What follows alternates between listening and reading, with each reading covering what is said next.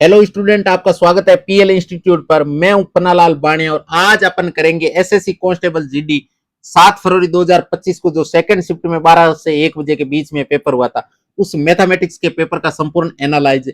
तो इस वीडियो को आपको लास्ट तक वॉच करना है और अभी तक आपने वीडियो को लाइक नहीं किया तो फटाफट वीडियो को लाइक कर दो, अपने दोस्तों के साथ शेयर कर दो और अगर आप चैनल पर नए हो तो चैनल को सब्सक्राइब कर लो और साथ में जो बेल आइकन है उसे भी दबा दो, जिससे क्या है हर वीडियो डालते ही आपके पास तुरंत नोटिफिकेशन आ जाए और आप वीडियो को देख सको। अब देखो 2025 में जो 7 फरवरी को पेपर आया था वो पेपर किस लेवल का था उसका संपूर्ण हम एनालाइज करेंगे। इसमें देखो सारी ट्रिक अप्रोच जो भी टाइम कहां से सेव होता है सारी अप्रोच हम यहां से सीखेंगे, इसलिए इस वीडियो को लास्ट तक जरूर देखना। अब देखो इसमें पेपर में सवाल किस टाइप से आए थे, अब देखते सवालों से रूबरू होते हैं। पहला सवाल आया था कि एक सेल्समैन अपनी दुकान में नोटबुक की खरीद पर 25 खरीदता है तो 5 मुफ्त पाए की छूट स्कीम का ऑफर देता है। एक सेल्समैन बोलता है कि आप 25 नोटबुक खरीदोगे तो 5 आपको फ्री में दी जाएगी और वो दावा करता है कि मुझे ये एक नोटबुक का 10 रुपए पड़ता है, यानी कहता है मैं 10 रुपए में ही खरीदता हूँ, 10 में ही आपको दे रहा हूँ, लेकिन वास्तव में उसका मूल्य कितना है, 5 रुपए। तो उसका लाभ प्रतिशत और छूट स्कीम के बीच का अंतर बताना, किसका, सेल्समैन का।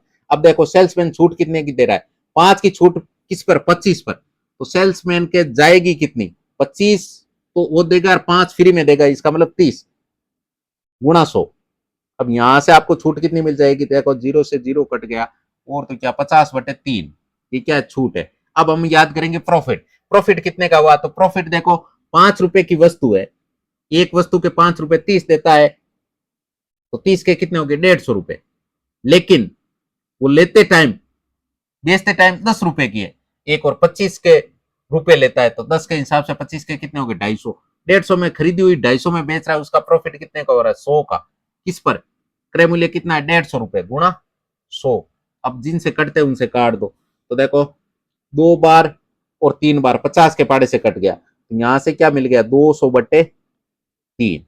अब ये क्या आ गई, ये आपके प्रॉफिट है, ये क्या है, ये प्रॉफिट है, ये और ये छूट है आपके। अब देखो प्रॉफिट और छूट के बीच का डिफरेंस, तो 50/3 घटाओगे तो यहां से क्या आ जाएगा, 150/3। 150/3 का मतलब होता है 50%, यानी उसे क्या मिल गई, 50% की छूट मिल गई। ये अंतर कितना है, 50% का, सॉरी। दूसरा सवाल है कि 18 और 98 का मध्य अनुपाती आपको दे रखा है 2a+6, तो ए का मान बताना। अब मध्य अनुपाती याद करने का फॉर्मूला क्या होता है, मध्य अनुपाती याद करने का फॉर्मूला होता है √a×b।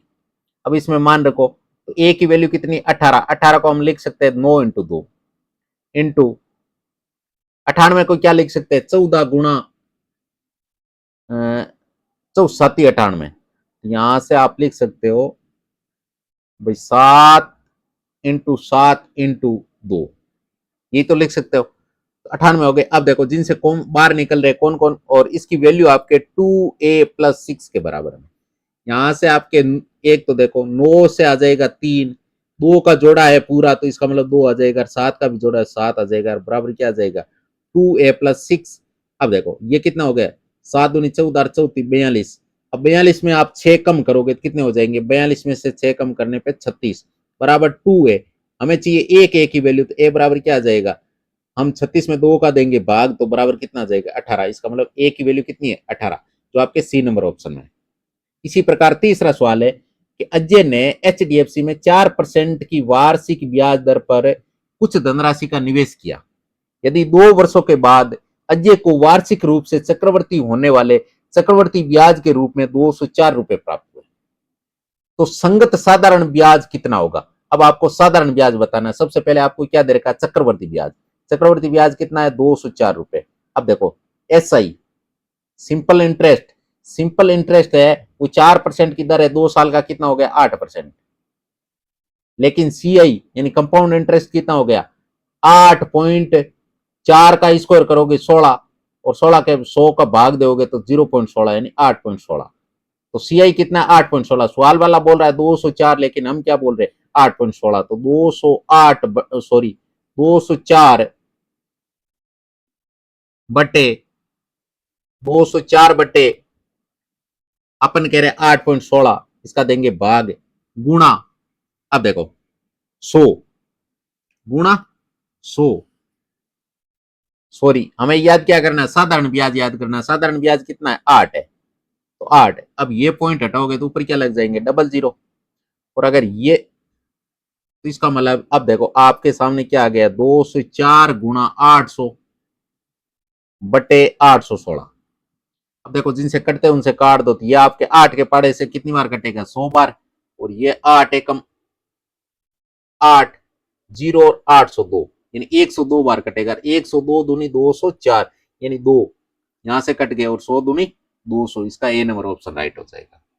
इसी प्रकार चौथा सवाल है, किसी मूलधन पर 5% की वार्षिक दर से 2 वर्ष की अवधि के लिए साधारण ब्याज तो कितना है, 524 रुपए। आपको क्या बताना है, मूलधन बताना। आपको मूलधन बताना। अब 5% की दर है, 2 साल का ब्याज कितना हो गया, 2 साल का ब्याज हो गया 10%।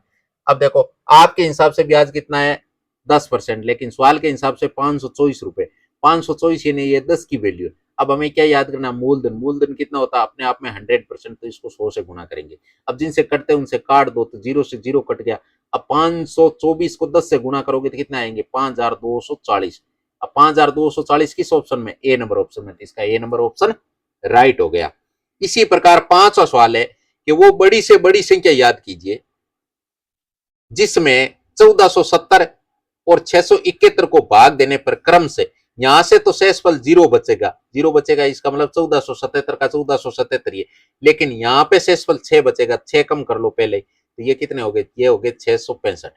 अब आपको इनमें से ऐसा नंबर ढूंढना है, ऐसा नंबर ढूंढना है कि इनमें भाग पूरा पूरा चला जाए। तो देखो 20 का भाग तो जाएगा नहीं, क्योंकि इकाई के स्थान पे 0 होना चाहिए, वो ऐसा है नहीं।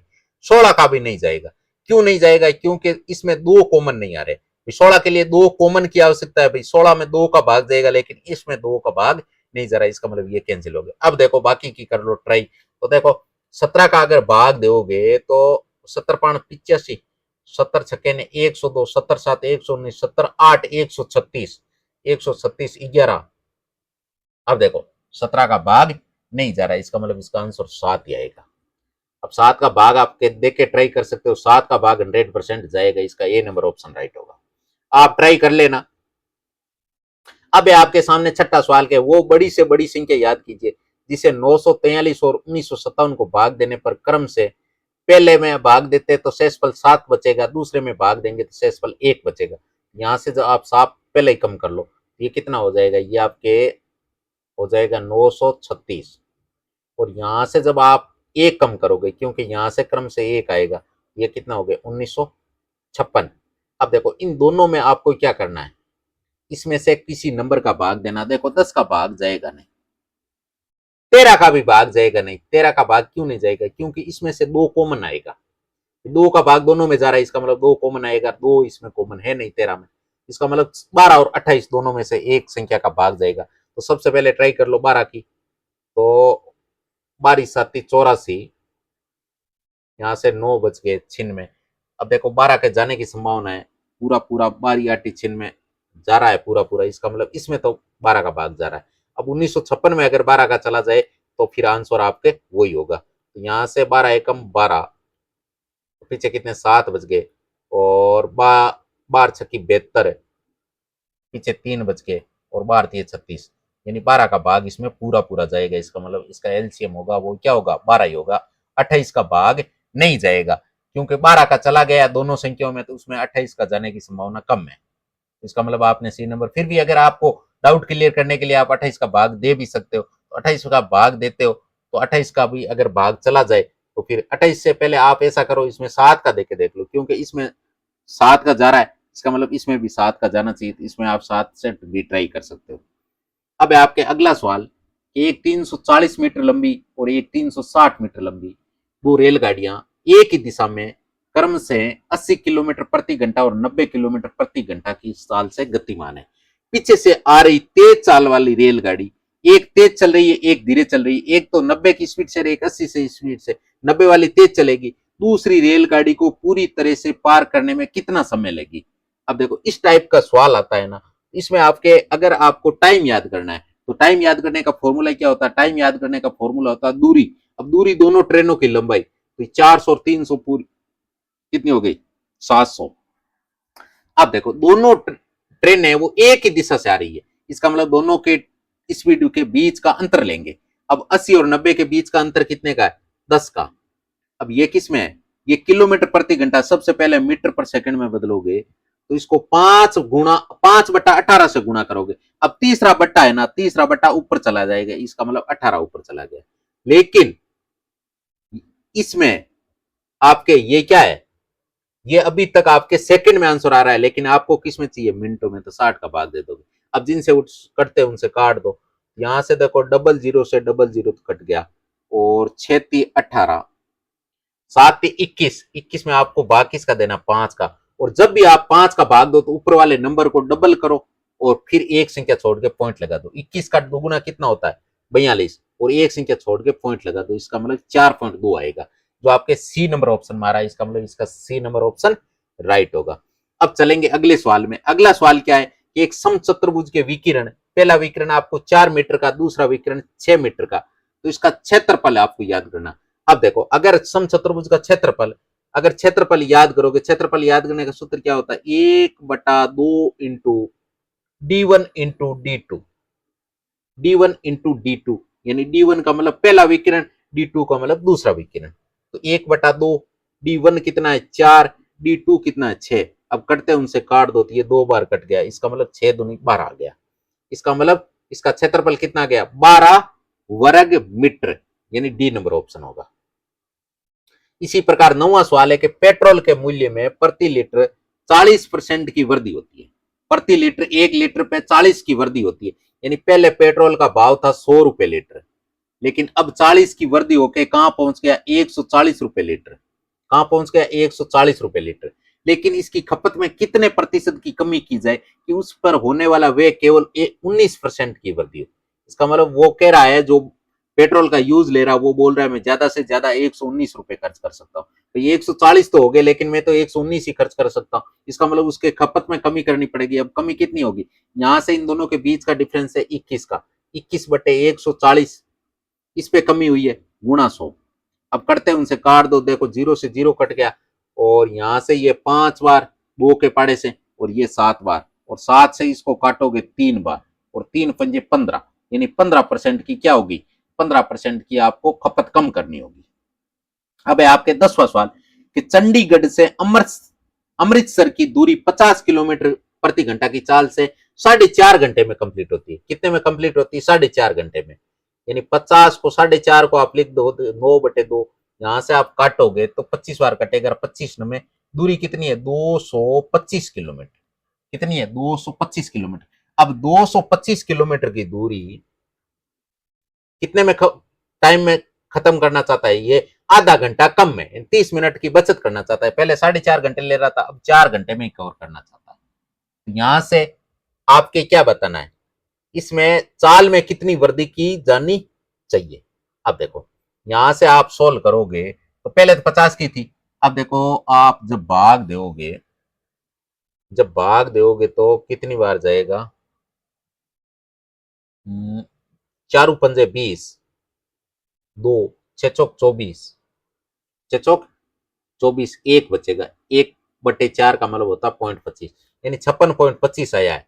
56.25 क्या हो गई? चाल। पहले 50 थी, अब 56.25 हो गई। इसका मतलब वृद्धि कितने की हुई? 6.25 की। तो इसका बी नंबर ऑप्शन राइट हो गया। अब चलते हैं अगले सवाल में कि यदि रवि की आय राम की आय से 24% ज्यादा है, तो राम की आय रवि की आय की तुलना में कितने प्रतिशत कम है? अब देखो, अब अगर राम की आय है वो रवि की आय है वो राम की आय से 24% ज्यादा है। 24% की फ्रैक्शन वैल्यू क्या होती है? 24% की फ्रैक्शन वैल्यू होती है आपके 6/25, यानी इसकी अगर 25 है, इसकी राम की आय की, तो रवि की कितनी होगी? रवि की इसमें 6 की वृद्धि 31 होगी। अब वापस 31 से 25 में जाना है, 6 की कमी किस पर? 31 पर, गुणा 100। यहां से देखो आपके कितना जाएगा? 600/31, और ऑप्शनों में इसी टाइप का दे रहा है, इसका मतलब इसका बी नंबर ऑप्शन राइट हो जाएगा। आगे अगर सोल्व करता तो फिर आगे सोल्व करता, नहीं तो आपका आंसर तो यही मिल गया। अब है आपके सामने 12वां सवाल। एक कक्षा के 40 विद्यार्थियों की औसत आयु 12 वर्ष है। विद्यार्थी कितने? 40। कितने? 40। और एवरेज उम्र कितनी है? 12 साल। यदि शिक्षक भी आ जाए तो कितने हो जाएंगे? 41, और इसकी संपूर्ण आयु में 13 वर्ष हो जाती है, यानी यह 13 हो जाएगा। इसका मतलब टीचर की कितने है? टीचर की आपके हो गई यहां से तो एवरेज वाली 13 हो गई, और ये 40 बंदे थे, 40 के वजन में भी 1-1 किलो की वर्दी की, तो 40 किलो यहां से, तो ये कितने हो गए? ये आपके 53 किलो, सॉरी 53 साल। क्या हो गया? 53 साल, यानी ए नंबर ऑप्शन है इसका राइट आंसर होगा। अब है 13वां सवाल। एक दुकानदार ने 520 में एक वस्तु खरीदी। कितने में खरीदी? 520 में। अब वो क्या करना चाहता है? उस पर 20% का लाभ कमाना चाहता है। 20% का लाभ कमाना चाहता है तो उसे वस्तु को कितने में बेचनी चाहिए? 20% की फ्रैक्शन वैल्यू क्या होती है? 1/5, यानी 5 में 1 की वर्दी, यानी 6 में बेचना चाह रहा है। किस में से? 5 में से। अब आपको क्या है? यहां से आंसर मिल जाएगा। अब जिनसे कटते हैं उनसे काट दो, तो यहां से आपके ये कट जाएगा 104 बार। कितनी बार? 104 बार। 104 को 6 से गुणा कर दो। 6 को 100 से करोगे तो 600, और 4 को 6 से करोगे 24, यानी 624 आएगा। कितने में बेचेगा? 624 में। D number option right. अब चलते हैं अगले सवाल में कि ए और बी किसी कार्य को क्रम से ए 30 दिन में कंप्लीट करता है, बी आपके 10 दिन में कंप्लीट करता है। यदि ए से कार्य शुरू करते बारी बारी से एकांतर दिनों में कार्य करते, तो कितने दिनों में कार्य पूरा हो जाएगा? यानी ए कितने दिन में कर रहा है? ए आपके 30 दिन में कर रहा है। बी आपके कितने दिन में कर रहा है? बी आपके 10 दिन में कर रहा है। तो यहां से आप टोटल काम निकालोगे। 30 और 10 का एलसीएम कितना आएगा? 30। 30 में 30 का भाग एक बार, 10 का भाग 3 बार। इसका मतलब ए की एफिशिएंसी 1 है, बी की एफिशिएंसी 3 है।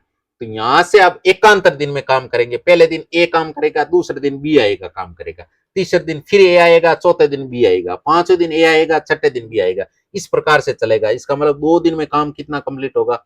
यहां से 2 दिन में काम कितने कंप्लीट हो जाएगा? 3 और 1 4 यूनिट। कितना? 4 यूनिट। अब हमें इसके अनुसार इसके पास में पहुंचना है। तो इसके पास में अगर पहुंचोगे तो आप अगर इसको 7 से गुणा करोगे, किससे गुणा करोगे? 7 से, तो इसको भी 7 से करोगे, यानी 14 दिन में, 7 दूनी 14 में आप क्या करोगे? 7 चौक 28 काम कंप्लीट कर लोगे। कितना काम? 28 काम। अब 14 दिन कंप्लीट हो गए। 15 दिन वापस कौन आएगा? ए आएगा, और 15 दिन में काम कितना हो जाएगा? 15 डेज में आपके काम होगा 29। अभी भी एक काम शेष रह गया, लेकिन अब कौन आएगा? अब आपके आएगा बी। लेकिन बी एक दिन में 3 यूनिट काम करता है, 1 यूनिट शेष है, तो उसे कितना टाइम लगेगा? 15 दिन तो पूरे लग ही जाएंगे। उसे लगेगा 1 में 3 का भाग देंगे, यानी 15 से 1/3। जो कौन सा ऑप्शन मारा? जो आपके सी नंबर ऑप्शन मारा। इसका मतलब इसका सी नंबर ऑप्शन राइट हो गया। अब है आपके सामने 15वां सवाल। 15वां सवाल है जिसमें एक्स की घात 2.5 बटे वाई की घात 1.5 गुणा जेड की घात 3.5, यह आपको वैल्यू दे रखी है। फिर आपको दे रखी है एक्स की घात 0.25 इंटू वाई की घात 0.25 बटे जेड की घात -0.25। इसका मतलब ये आपके पूरी की पूरी किसकी वैल्यू है? बी की, और ये पूरी की पूरी किसकी वैल्यू? ए की। अब बी की तृतीय अनुपाति याद करने का फॉर्मूला होता है बी स्क्वायर बटा ए, यानी बी का आप स्क्वायर करोगे, यानी एक्स की घात 0.25 इंटू वाई की घात 0.25 बटे जेड की घात माइनस का 0.25। ये आपके क्या आ गया? इसको 2 बार लिखना है, यानी बी स्क्वायर लिखना है। तो फिर एक्स की घात 0.25 इंटू वाई की घात 0.25 बट्टा जेड की घात -0.25 इंटू ए का भाग देंगे। अगर ये भिन्न में ए का भाग देंगे, इसको गुणा में चेंज करेंगे तो ये उल्टा हो जाएगा, यानी y वाला मामला ये नीचे वाला ऊपर चला जाएगा, यानी y की घात 1.5 ऊपर चला गया, बटा नीचे क्या आ जाएगा? x की घात 2.5 इंटू जेड की घात 3.5। अब करेंगे इसको सोल्व। अब देखो जहां से कटते हैं वहां से काट दो, तो यहां से देखो किसके कटने की संभावना बन रही है? यहां से 0.25 और 0.25, एक्स की घात कितनी हो गई? एक्स की घात हो गई आधी, यानी 0.5। इसी प्रकार y का चलेंगे, y की घात 0.25 और y की घात 0.25, यहां से कितने हो गए? आधा। आधा और 1.5, यहां से आधा और 1.5 कितने हो गए? 2, यानी y की घात 2। ऊपर वाला तो पूरा हल्ट गया, ऊपर का तो पूरा हो गया ना काम। अब लेते हैं नीचे वाले का। देखो जेड की घात 0.25, जेड की घात 0.25, इसका मतलब जेड की घात 0.50 हो गई, 0.50। और यहाँ पे एक्स जेड की घात कितनी है 3.50, ये माइनस में आ रही है, इसका मतलब ये कम हो जाएगा। तो यहाँ से जेड की घात कितनी बचेगी, यहाँ से जेड की घात आपके बचेगी, यहाँ से एक्स की घात तो 2.5 है ही, लेकिन जेड की घात कितनी बचेगी, जेड की घात आपके 3 बचेगी।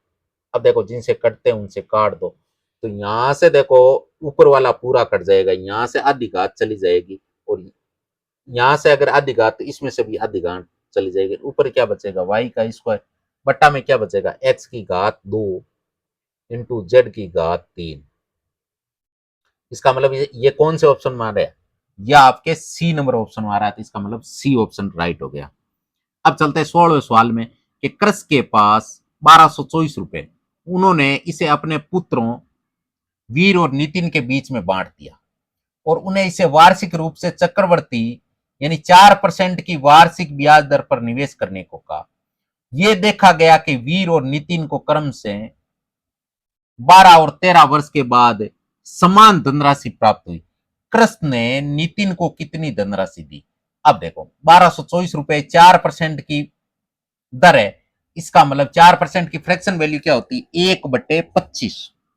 एक को मिलेगा 25 रुपए, एक को मिलेगा 26 रुपए, 25 किसको मिलेगा। अब देखो नितिन और वीर, वीर की राशि रहेगी 12 साल और नितिन की राशि रहेगी 13 साल, और जब इनको राशि मिलेगी तो ये क्या मिलेगी, ये दोनों की राशि बराबर मिलेगी, समान मिलेगी।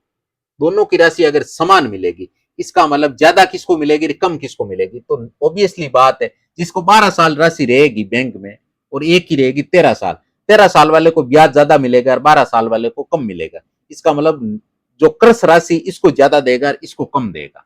इसको तो देगा नितिन को, वीर को देगा 26 रुपए और नितिन को देगा 25 रुपए। अब देखो सवाल वाला बोल रहा है कि 1224 रुपए, लेकिन हम क्या बोल रहे हैं, एक को 26 रुपए मिले रहे, एक को 25 रुपए मिले, नहीं टोटल 51। अब याद क्या करना है, याद करना है कृष्ण ने नितिन को कितनी दी, तो 25 से गुणा। अब देखो कटते हैं उनसे काट दो, तो आप 51 से काटोगे 2 बार कटेगा, 51 दूनी 204, 20 बचेगा। 20 में जब आप पास में 4 उतारोगे 204, और 204 में जब 51 का भाग दोगे तो 4 बार जाएगा। अब 24 को 25 से गुणा करना, 24 इंटू 25 कितना होता है, 600 होता है। इसका मतलब इसका सी नंबर ऑप्शन राइट हो गया। अब चलते हैं 17वें सवाल में। एक समूह में 35 विद्यार्थी की औसत आयु, कितने विद्यार्थी, 35 विद्यार्थी, औसत आयु कितनी, 15 वर्ष, जबकि शिक्षक को भी शामिल किया जाए। अगर टीचर आते ही कितने लोग हो गए, 36, और इनकी औसत आयु में भी 1.25 की वृद्धि हो जाती है। इसका मतलब 15 और 1 16.25 हो जाता है। अब टीचर की आयु, टीचर की आयु यहां से तो कितनी हो गई भाई, अपने एवरेज के हिसाब से तो कितनी होगी उसकी, 16.25, लेकिन इसमें और जुड़ेगी ना, इसमें कितनी जुड़ेगी, देखो इनमें वृद्धि कितने की करी है, सब 35 लड़कों में 1.25 की वृद्धि की है। इसका मतलब क्या आएगा, 35 इंटू 1.25 को क्या मान सकते हैं हम, 5/4 मान लिख सकते हैं। अब देखो जिनसे कटते हैं उनसे काट दो, तो यहां से आपके अगर इसके बट्टा में 100 लगा दें, क्योंकि पॉइंट हटा दोगे 100 लग जाएगा, और 25 से काट दोगे तो ये तो 25 से आपके कितनी बार कटेगा, 4 बार, और ये आपके कितनी बार कट जाएगा, 25 से 25 छक्के 150, और 25 पाने 65 बार।